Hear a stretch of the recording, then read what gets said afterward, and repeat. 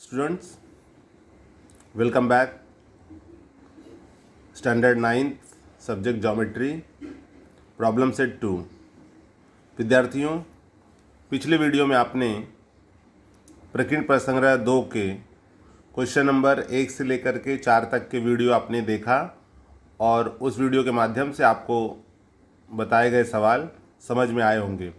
आगे चलते हैं, हम देखते हैं कि फिफ्थ क्वेश्चन, प्रॉब्लम सेट का फिफ्थ क्वेश्चन क्या है। देखिए, आपको दिखाई दे रहा है कि क्वेश्चन है कि रेखा ए बी समांतर रेखा सी डी तथा रेखा E F, Rekha A B समांतर रेखा सी डी समांतर रेखा ई एफ तथा रेखा क्यू पी उनकी तिर्यक रेखा है। यदि y अनुपाते z बराबर 3:7 हो तो x का मान ज्ञात करो।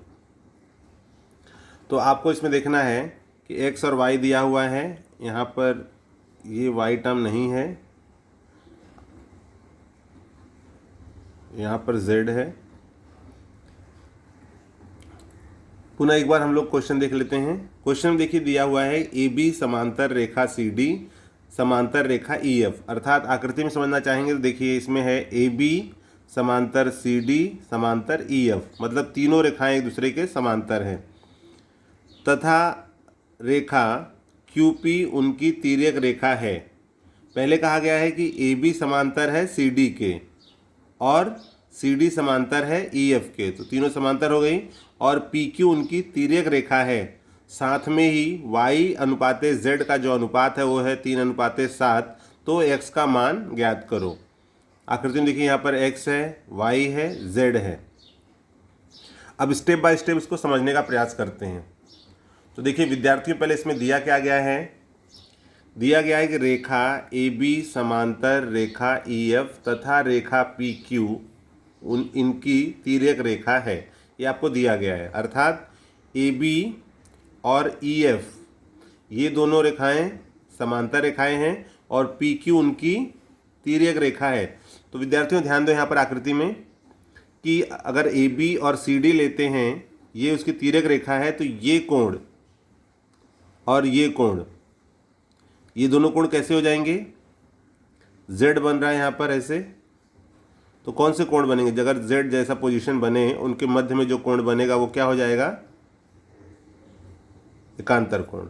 ठीक है, तो देखिए चूंकि ए बी समांतर ई एफ है और पी क्यू उनकी तिर्यक रेखा है, इसलिए कोण x सर्वांगसम कोण z, ये एकांतर कोण हो गया, इसको हमने दे दिया है नंबर 1। और आपको यहाँ दत्त में दिया हुआ है y अनुपाते z, y अनुपाते z कितना है यहाँ पर देखो 3:7, तो हम यहाँ लिख देंगे 3:7। चूंकि यहाँ पर x सर्वांगसम z है और हमारा ये अनुपात है y अनुपाते z, तो जहाँ पर z है वहाँ पर हम x लिख सकते हैं, क्योंकि ये दोनों एक दूसरे के सर्वांगसम हैं और यहाँ पर इनका अनुपात जो है 3:7 है। तो हमें x का मान चूंकि ज्ञात करना है, तो हम z के जगह पर क्या कर दिए यहाँ पर x, तो अब ये हमें मिल गया y अनुपाते x बराबर 3:7। ये z की जगह पर x कहाँ से आया, तो 1 से आया है, यहाँ पर 1 लिखा हुआ है, इसलिए हमने यहाँ पर लिख दिया 1 से। अब इसमें देखिए ये दोनों जो अनुपात है वो है 3:7, तो ये इनके मान नहीं है, ये सिर्फ बताया गया है कि कोण y जो है वो 3 भाग है और कोण x जो है वो 7 भाग है। तो ये पूरी तरह से मान नहीं होता है, यह एक तरह से आपको तुलनात्मक भाग होता है। तो इसको आगे हम किस प्रकार से हल करेंगे, तो देखिए इसको हम लिखते हैं, माना दिए गए अनुपात 3:7 का सामान्य गुणज m है। मतलब अब इसका हमें कोण y का मान और कोण x का मान एक्यूरेट मान लाना है, मतलब एक जो उसका मान निश्चित है वो लाना है। तो ये अनुपात है, तो अनुपात के अंदर हम m का गुणा कर लेते हैं ताकि हमको सटीक मान मिले। तो अब ये हो जाएगा कि कोण y बराबर 3 था, वहाँ हो गया 3m, कोण x बराबर 7 अनुपात है 7m, y का मान 3m हो गया और x का मान 7m हो गया।